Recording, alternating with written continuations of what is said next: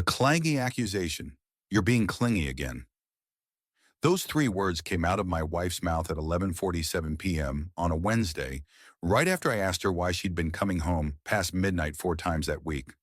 She didn't even look up from her phone, the same phone she'd been surgically attached to for the past 2 months, typing messages she'd frantically hide whenever I walked into a room. I stood there in our bedroom doorway, watching this woman I'd been married to for 7 years talk to me like I was some annoying insect she wanted to swat away. The disrespect was so thick you could cut it with a knife. "Clingy," I repeated, keeping my voice level. "Asking my wife where she's been until midnight is clingy now?" She finally looked up, and I saw something in her eyes I'd never seen before. Not anger, not frustration, pure contempt. "Yes, it's clingy. It's suffocating. I'm a grown woman, Trevor.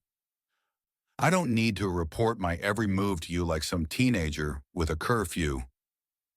The way she said it, with that dismissive little laugh at the end, told me everything I needed to know.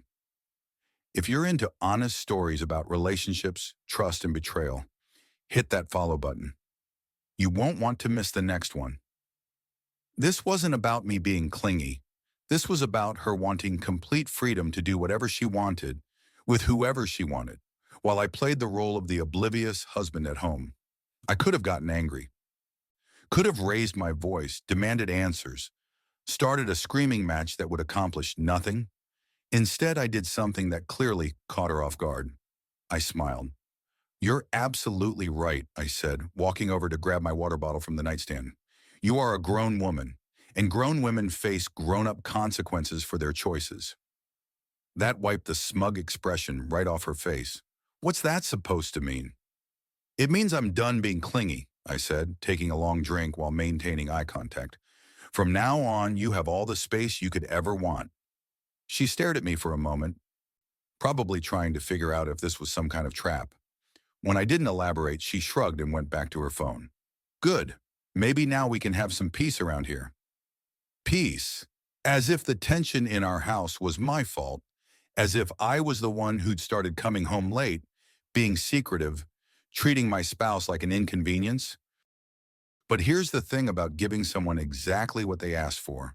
Sometimes they don't realize what they're actually asking for until it's too late. My wife, Jessica, thought she'd won some kind of victory, that she'd successfully trained me to stop asking questions and just accept whatever scraps of attention she felt like throwing my way. She had no idea that she'd actually done me a favor. She'd shown me exactly who she really was, and more importantly, she'd given me permission to stop pretending I didn't see it. Over the next few days, I watched her carefully, not because I was being clingy, but because I was gathering information. The late nights continued, the secretive phone calls continued, the complete lack of respect for our marriage continued. But now, instead of confronting her about it, I was documenting it, taking notes, paying attention to patterns. Because if there's one thing I've learned in life, it's that when someone shows you who they really are, you should believe them. And when they tell you to get out of their face, sometimes the best response is to give them exactly what they're asking for, just not in the way they expect. By Friday night, she was practically glowing with satisfaction. She waltzed out of the house at 9 p.m., dressed like she was going to a nightclub. "Don't wait up," she called over her shoulder, not even bothering to lie about where she was going anymore. "Wouldn't dream of it," I replied from the living room, not looking up from the legal documents I was reviewing on my laptop. She paused at the door, probably wondering what I was reading, but her phone buzzed and distracted her. Off she went into the night, leaving me alone with my thoughts and my plans. See, she thought, getting out of her face meant I'd become invisible. What she didn't realize was that invisible people see everything. And sometimes when you tell someone to get out of your face often enough, they start thinking about whose face should be getting out of whose house. Saturday morning, she slept until noon. When she finally stumbled into the kitchen looking like she'd been hit by a truck, I was already dressed and finishing my coffee. "Where are you going?" she asked, squinting at me through what was obviously a massive hangover. "Out," I said, grabbing my keys, same tone she'd been using with me for weeks. For the first time in months, I saw uncertainty flash across her face. "Out where?" I paused at the door and looked back at her. Hair a mess, makeup smeared, wearing the same dress from last night. This was the woman who'd called me clingy for asking basic questions. I'm a grown man, I said, using her exact words from Wednesday night. I don't need to report my every move like some teenager with a curfew. The look on her face was priceless. Pure confusion mixed with the dawning realization that her own words were being used against her. I spent the day running errands I'd been putting off. Bank, lawyer's office, and few other stops that would prove very useful later. But I also started paying attention to details I'd been too trusting to notice before. Like how our joint credit card statements showed charges at restaurants I'd never been to during times she claimed to be working late. Or how the mileage on her car didn't match up with her stories. Or how she'd suddenly become very interested in going to the gym, but never seemed to lose weight or gain muscle. When I got home that evening, she was pacing the living room like a caged animal. The moment I walked in, she pounced. "Where have you been all day? I've been trying to call you." I pulled out my phone and saw 14 missed calls. 14. From the woman who told me I was being clingy for asking one simple question. My phone was on silent, I said, which was true. I was busy. Busy doing what? The irony was so thick you could swim in it. But instead of pointing that out, I decided to have a little fun. Adult things, I said, walking past her toward the stairs. Grown-up business. Nothing you need to worry about. She followed me upstairs, and I could practically feel the frustration radiating off her. This wasn't how the script was supposed to go. In her mind, she was supposed to be the mysterious one with secrets while I sat at home like a loyal dog. "We need to talk," she said as I started changing clothes. "About what?" "About us. About what's been happening lately." I turned to look at her, and for a moment I almost felt sorry for her. Almost. She genuinely looked confused, like she couldn't understand why her behavior had consequences. "What's been happening is exactly what you asked for," I said, pulling on a fresh shirt. "You wanted space. You wanted me to stop being clingy. You wanted me out of your face. Congratulations. You got it. But this isn't what I meant. Then you should have been more specific." That night, she tried every manipulation technique in the book. She attempted to start a fight, hoping I'd get emotional. When that didn't work, she tried being affectionate, suddenly interested in spending time together. None of it worked because I wasn't playing her game anymore. Instead, I sat in my home office going through bank statements, phone records, and other documents that painted a very clear picture of what my wife had been up to. Every late night, every mysterious phone call, every unexplained expense. It was all there, forming a pattern that would have been obvious if I hadn't been so focused on trying to save a marriage she'd already abandoned. The phone records were particularly enlightening.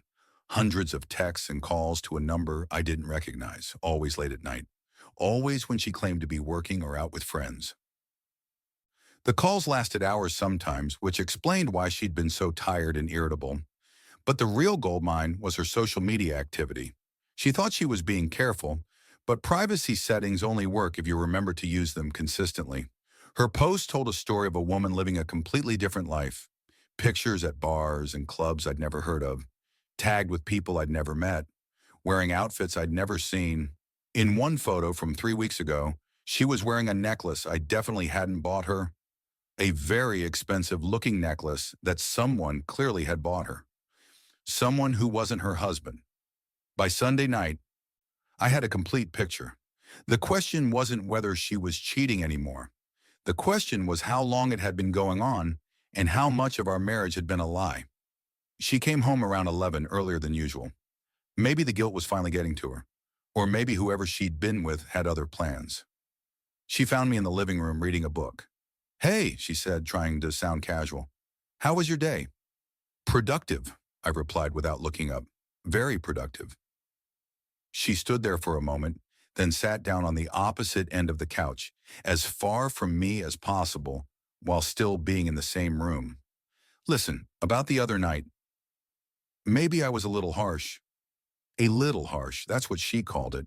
Not disrespectful, not cruel, not completely inappropriate, a little harsh. "Don't worry about it," I said, finally looking up at her. "You were just being honest about how you feel. I appreciate honesty." The word honesty hit her like a slap. She actually flinched. And I knew she was thinking about all the lies she'd been telling. Good, she said after a pause. I'm glad we understand each other. Oh, we understand each other perfectly, I said, going back to my book. Better than you realize. Monday evening changed everything. She came home around 7:30 and found me at the kitchen table with a folder full of papers spread out in front of me. What's all this? She asked, trying to sound casual. But I caught the nervous edge in her voice. Just some reading material, I said, not looking up from the phone records I was reviewing. Very interesting stuff. She moved closer, and I watched her face change as she recognized what she was seeing. Bank statements, credit card bills, phone records, screenshots of social media posts, all organized in neat piles with dates and times highlighted. What the hell is this? The casualness was gone now, replaced by barely controlled panic. This is what happens when you tell your husband to get out of your face, I said, finally looking up at her. He stops bothering you with questions and starts finding his own answers. She grabbed the phone records first, scanning through the highlighted numbers with growing horror. You had no right to go through my... Private? I interrupted, my voice calm but cold. These aren't your phone records. These are our phone records from the family plan that I pay for every month. I picked up a restaurant receipt. Dinner for two at Bellissimo last Tuesday, the same night you told me you were working late, and grabbed a sandwich at your desk. Her mouth opened and closed like a fish. I can explain. Oh, I'm sure you can. You've gotten very creative with your explanations lately. I picked up another paper. Like this jewelry purchase, $425 for a necklace. The same necklace you wore in that photo with your arms around some guy I've never met. The color drained from her face. She hadn't expected me to find her social media activities. That's not what it looks like, she said weakly. Really? Because it looks like you've been living a completely different life behind my back. It looks like you've been lying to me every single day for months. I stood up, gathering the papers into a neat stack. But please, tell me what it actually looks like. I'm dying to hear your version. She tried anger first. How dare you spy on me? This is a violation of my privacy. Your privacy? I laughed, and the sound seemed to make her take a step back. You lost your right to privacy the moment you decided to cheat on your husband with our money. When anger didn't work, she switched to tears. Please, you don't understand. It's not what you think. Then explain it. Explain the secret phone calls that last for hours. Explain the charges at hotels I've never been to. The tears dried up quickly when she realized they weren't working either. That's when she tried the nuclear option, blame reversal. This is exactly why I needed space, she said, voice rising. You're controlling and possessive, and you're driving me away. Controlling? I set the papers down and looked at her with genuine amusement. Lady, if I was controlling, you wouldn't have been able to carry on this affair for 4 months without me saying a word. 4 months. I watched her face when I said it, and the guilty flinch told me I'd guessed correctly. If I was possessive, you wouldn't have had the freedom to stay out until midnight 4 times a week, and if I was the problem, you would have asked for a divorce instead of making a fool out of me. She opened her mouth to argue, but I held up my hand. But here's the thing. I'm not going to stand here and listen to you blame me for your choices. You want to know why you felt like you needed space? Because you were living a double life and the guilt was eating you alive. The fight went out of her completely. She slumped into a chair, finally understanding that her usual manipulation tactics weren't going to work. What do you want? She asked quietly. What do I want? I repeated the question, tasting the irony. 3 days ago, you told me to get out of your face. You made it very clear that you were tired of my presence, so I'm going to give you exactly what you asked for. What does that mean? I picked up a business card from the table and handed it to her. That's my lawyer's card. He's expecting your call. She stared at the card like it was a snake. You're not serious. Deadly serious. You wanted me out of your face? Consider it done. But there's just one small problem with your request. I leaned forward. This is my house. My name is on the deed. I've been making the mortgage payments. So if someone's face is leaving, it's not going to be mine. The reality was finally sinking in. All those months of treating me like I was the problem, and she'd never once considered that I might decide I'd had enough.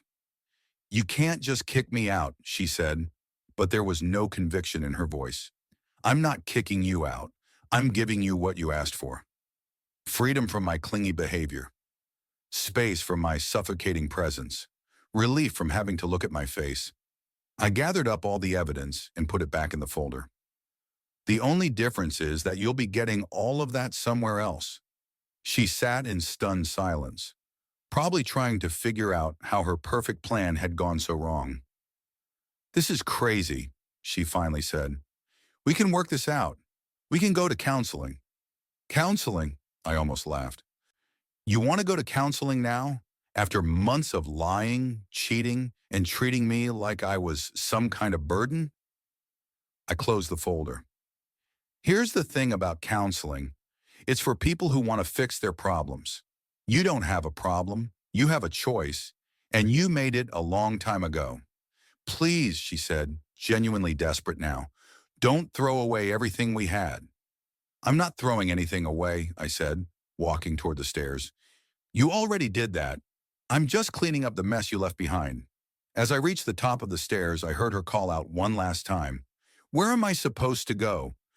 I paused and looked back at her, sitting alone at the kitchen table, where she'd told me to get out of her face just days earlier. I don't know, I said, but I'm sure you'll figure it out. After all, you're a grown woman. Remember.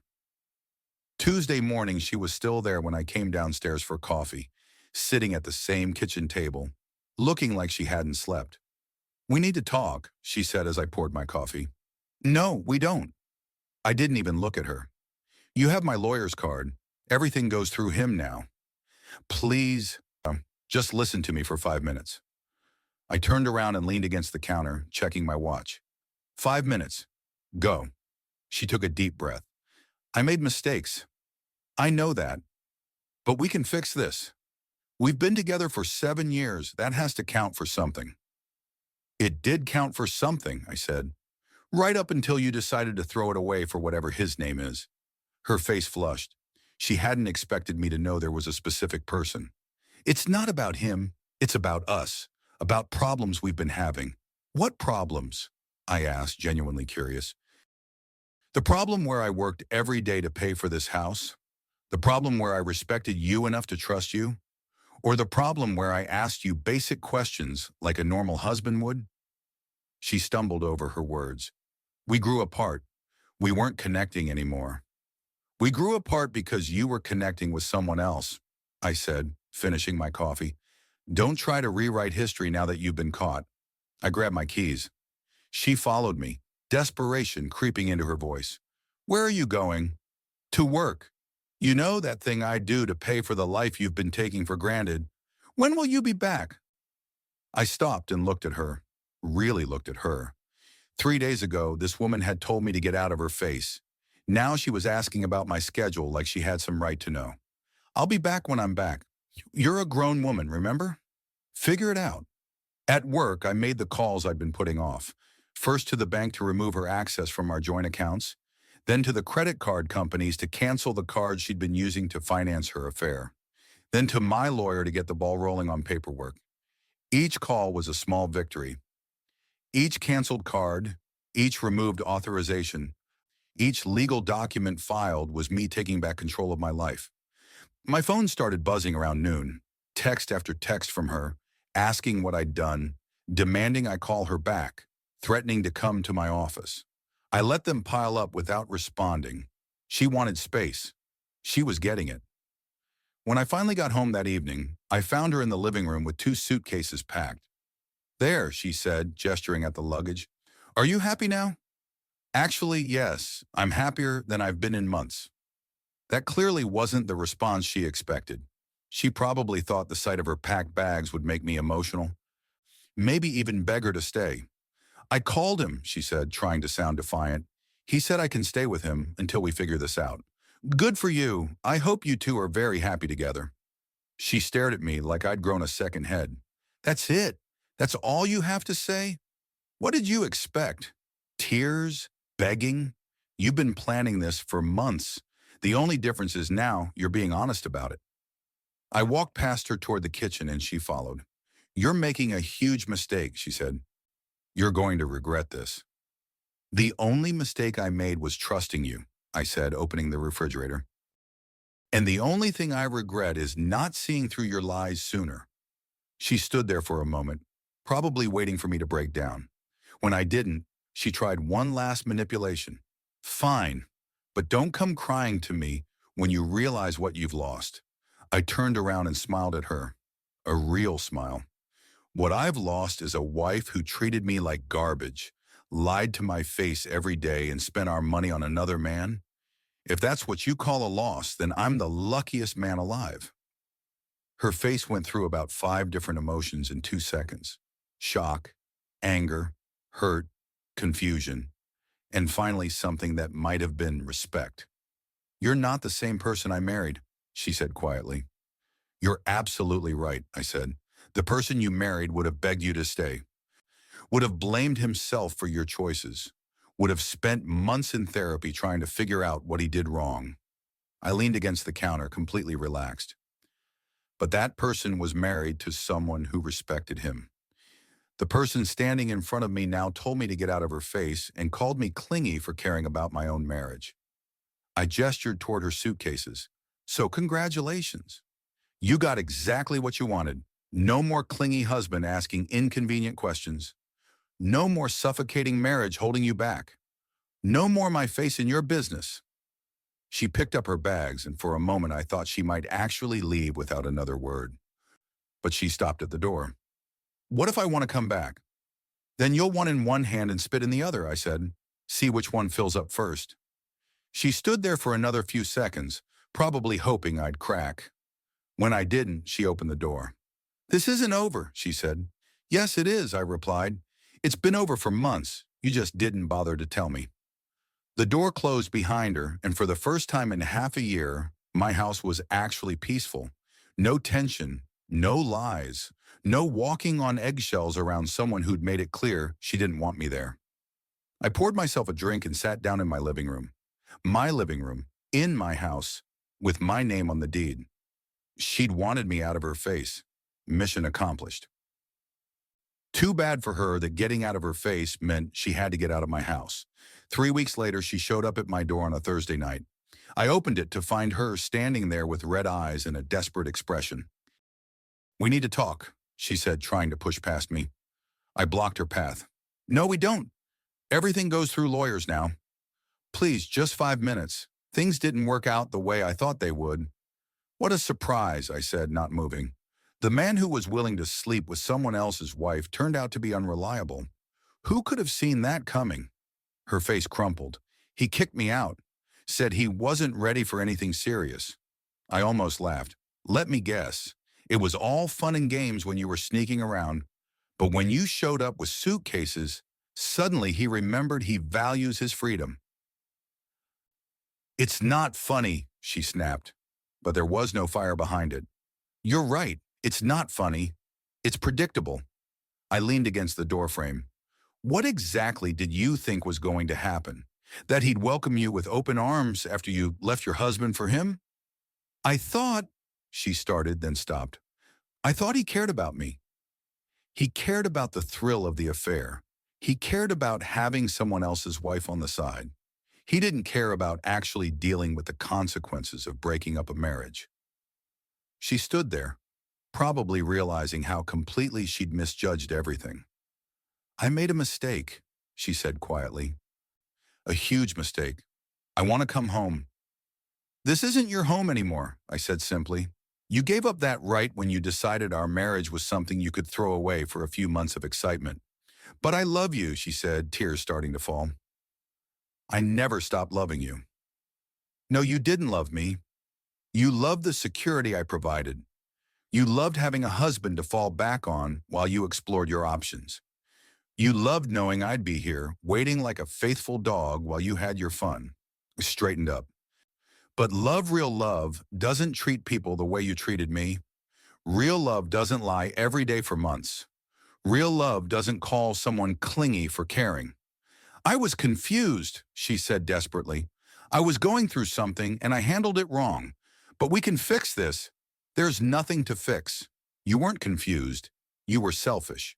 You wanted everything your way, and you thought you could manipulate me into accepting whatever scraps you felt like giving me. I could see her trying different approaches, looking for the angle that would work.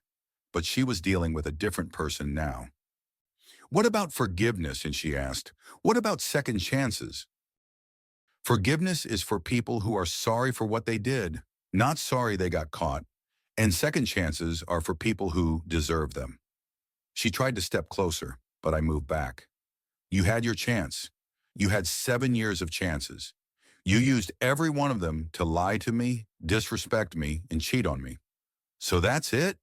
You're just going to throw away everything we had? The irony was almost beautiful. I'm not throwing away anything. You already did that. You threw it away the first time you went to dinner with him. You threw it away every time you lied. You threw it away when you told me to get out of your face. I started to close the door. The only difference is that now you're facing the consequences. Wait, she said, putting her hand on the door. What am I supposed to do?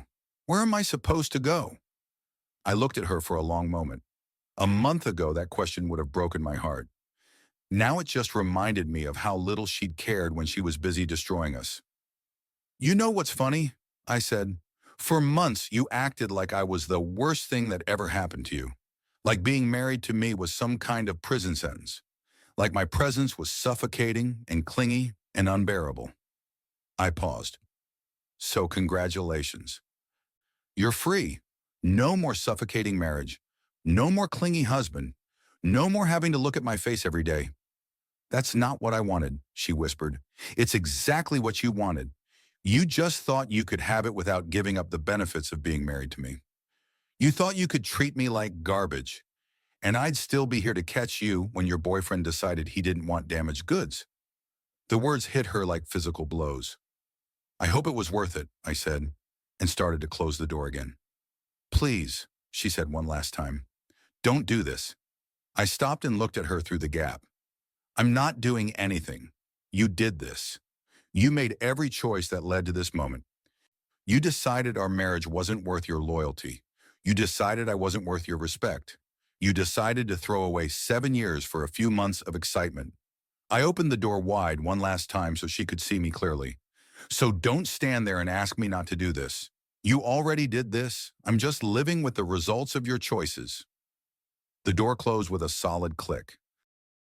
Through the window, I watched her get into a car I didn't recognize, probably borrowing it from whatever friend had agreed to take her in. As the taillights disappeared, I realized something. For the first time in months, I felt completely at peace. No more wondering, no more lies, no more walking on eggshells. She told me to get out of her face, and I'd given her exactly what she asked for. The only problem with getting what you want is that sometimes you have to live with it.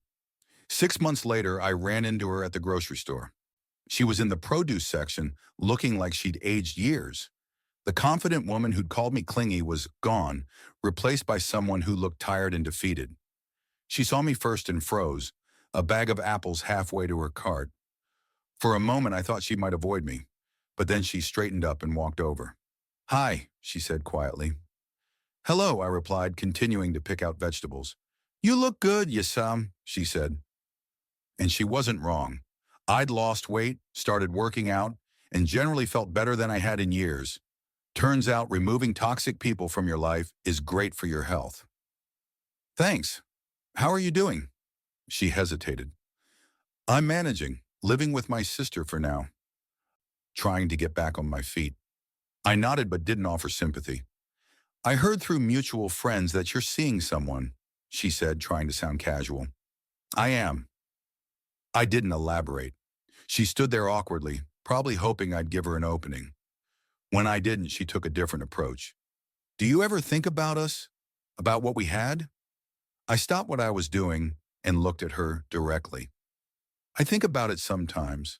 I think about how I spent 7 years building something with someone who was willing to throw it all away for a few months of excitement.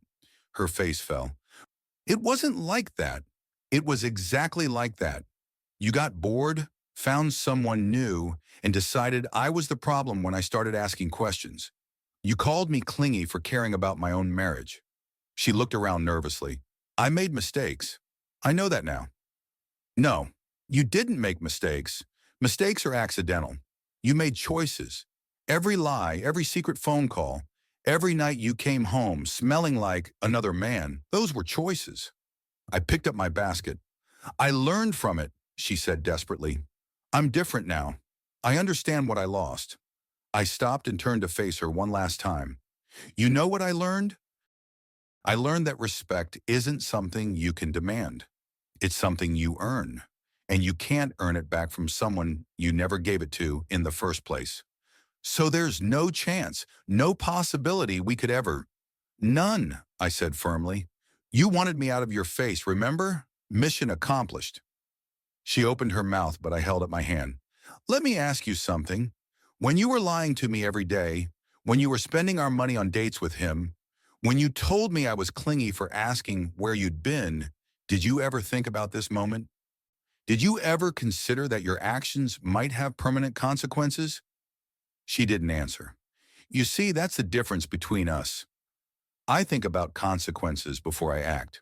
You thought you could have your cake and eat it too. And when it blew up in your face, you expected me to be there to clean up the mess. I started walking toward checkout. Have a good life. I genuinely mean that, but have it somewhere else. As I drove home, I thought about the woman I just left standing in the produce section. A year ago, seeing her would have ruined my week. Now she was just someone I used to know, someone who taught me valuable lessons about self-respect and knowing my worth. That evening, I had dinner with someone who actually wanted to be there, someone who answered her phone when I called, who told me the truth, who never once made me feel like caring about her was a character flaw. We talked about our days, made plans for the weekend, laughed at stupid jokes. Normal relationship things I'd forgotten were possible when you're with someone who actually respects you. You seem happy, she said as we cleared dishes. I am happy, I replied, realizing it was completely true. Because here's what I'd learned. When someone tells you to get out of their face, when they call you clingy for caring, when they treat your love like it's an inconvenience, they're telling you exactly who they are. And when someone shows you who they really are, the smartest thing you can do is believe them. My ex-wife had spent months making it clear she didn't want me in her life. She'd gotten angry when I asked questions, irritated when I showed affection, hostile when I expected basic respect. So I'd given her exactly what she wanted. No more clingy husband, no more suffocating marriage, no more having to look at my face every day. The only problem was she'd expected me to stick around anyway, like some kind of backup plan. But that's not how respect works. When you tell someone to get out of your face often enough, eventually they figure out that maybe their face belongs somewhere else entirely. And sometimes when they find that somewhere else, they realize they never want to come back. She'd wanted space. She'd gotten all the space in the world. The fact that it was lonely space wasn't my problem anymore. After all, she was a grown woman. She could figure it out. Our story has come to an end. If you've made it this far, subscribe to our channel. I've selected 2 other videos for you that I'm sure you'll enjoy. Feel free to click on them. I'll be waiting for you in the next story. See you soon.